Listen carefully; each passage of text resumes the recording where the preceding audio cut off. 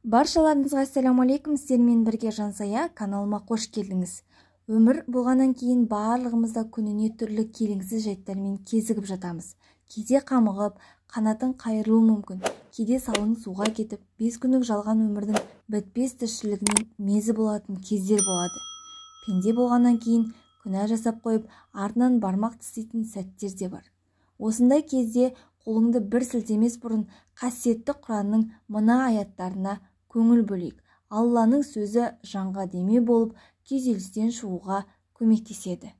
Алдымен ойыңызды мұң шалған кезде Бақара сүресінің 25 аятын еске алыңыз.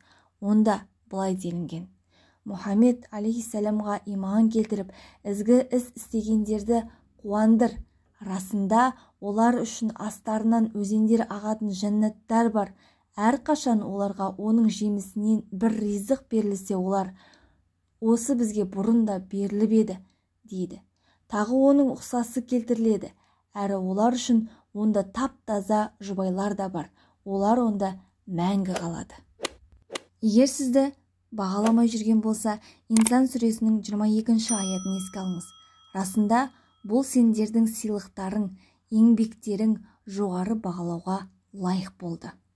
Егер өзіңізді жалғыз сезініп жүрсеңіз, Қаф сүресінің 16 аятына көңіл бөліңіз. Онда былай делінген: Расында адамзатты жараттық, оған нәпсісінің не сыбырлағанын білеміз. Өйткені біз оған күре тамырынан да жақынбыз. Жәбірленіп, қысым көретін болсаңыз, Хужрат сүресі 13 аятты еске алыңыз. Әй адам баласы, шүбәсіз сендерді бір ер, бір әйелден, адам ата Хауанадан жараттық. Сондай-ақ бір-біріңді тануларың үшін сендерді ұлттар, рулар қылдық. Шынында Алланың қасында ең ардақтыларың, тақуаларың. Шексіз Алла толық білуші, әр нәрседен хабар алушы. Қиындықтан мезі болсаңыз, негізінде ауырлықпен бірге бір жеңілдік бар деген Инширах сүресінің 5 аяты.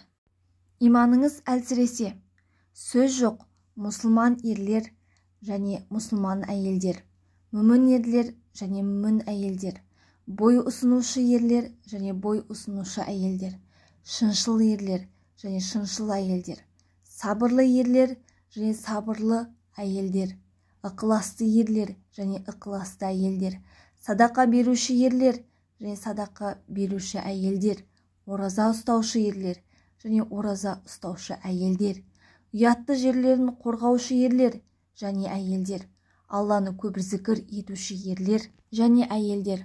Алла тағала бұлар үшін жарылқау және ірі сыйлық әзірледі.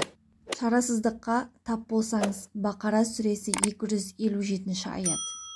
Алла тағала иман келтіргендердің досы. Оларды қараңғылықтардан жарыққа шығарады, ал қарсы болғандардың достары шайтан. Оларды жарықтан қараңғылықтарға шығарады. Міне солар тозақтық. Олар онда мәңгі қалады. Сізбен дұрыс қарым-қатынас жасалмаса. Фурқан сүресі 63 аят. Рахманның құлдары жерде сыпайы түрде жүріп, оларға білместер тіл тигізсе де сәлеметшілік деп дұрыс жауап береді. Күнә жасап қойсаңыз. Зумар сүресі 53 аят. Мұхаммед саллаллаху алейхи уассалам: әй, өздеріне зиян қылған құлдарым, Алланың рахметінен күдер үзбеңдер. Алла бір тұтас күнәларды жарылқайды. Өйткені ол тым жарылқаушы, төтенше мейірімді де. Кешірімге ие болу үшін. Ал олар қашан арсыздық істесе, не өздеріне зұлымдық қылса, Алланы естеріне алып, күнәларының жарылқауын тілейді.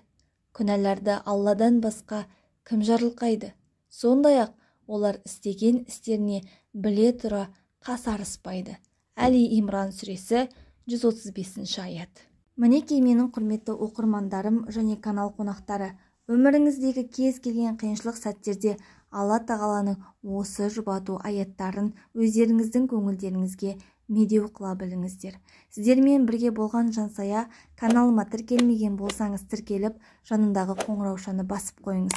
Сол кезде менің видеоларым сіздерге SMS хабарлама ретінде келіп тұратын болады. Келесі видеоларда кездескенше сау болыңыздар.